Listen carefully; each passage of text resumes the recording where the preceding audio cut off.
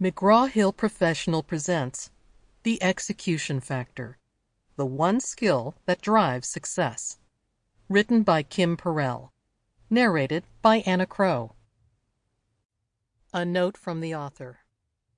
Dear friend, when I started my first company 15 years ago, I was broke, unemployed, and trying to convince anyone to lend me money was an uphill battle. Thankfully, my 80-year-old grandmother made a bet on me. My goal is to pay her generosity forward by investing in entrepreneurs who need someone to believe in them. And I believe in you. I am so confident that if you master execution, you will increase your chances of success that I have created the Execution Factor Fund to help you and other entrepreneurs turn your dreams into reality. The Execution Factor Fund will provide seed stage funding and execution-led startups, providing early financing to entrepreneurs and connecting them with industry experts. I am so grateful for the success I have had. I am personally providing the first $1 million to the fund. Plus, I am contributing 100% of the royalties from this book. Are you ready to execute your vision and turn your dream into reality? Then apply to the Execution Factor Fund. For more information on the Execution Factor Fund and how to apply, please visit kimperell.com. Let's get started together. Chapter 1. Hitting Rock Bottom. The Truth About Success. I've been broke twice in my life. The first time was August 1st, 1998. Okay, I wasn't totally broke. I had exactly $366.42 to my name. That was the amount listed on the balance sheet I showed my parents as part of a presentation to ask them for a loan before starting my senior year at college. Yes, a presentation. I couldn't just ask my parents for money. Everything in our family had to be worked for. If I ever complained to my dad about a long day at a job, he'd say, 8 hours? That's half a day. Those words weren't meant to be negative. They were meant to be motivating, and I took them that way. Growing up, if we didn't have and couldn't earn what we needed, we looked for other ways to solve problems, usually around the same kitchen table I was using to make my loan presentation.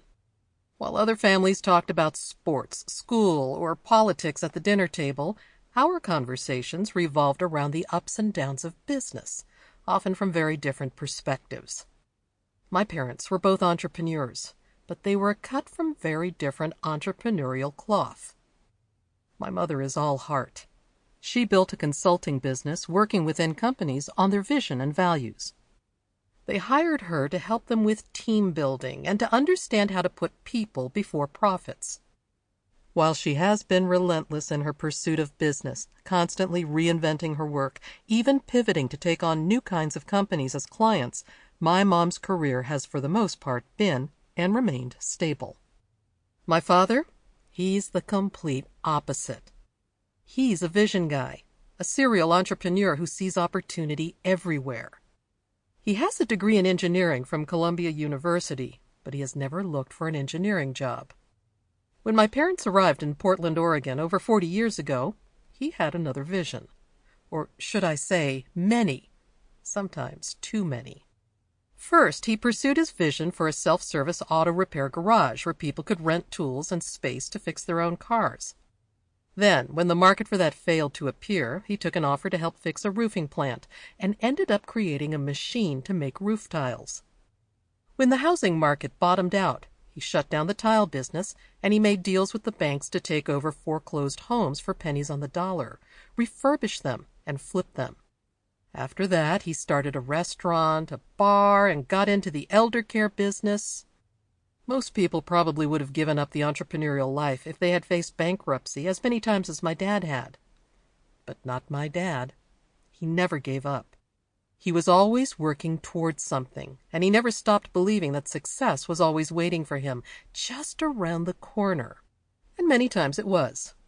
As a result, there were times we had more than we needed, and times we had almost nothing, when anything that wasn't absolutely necessary was a luxury, like heat.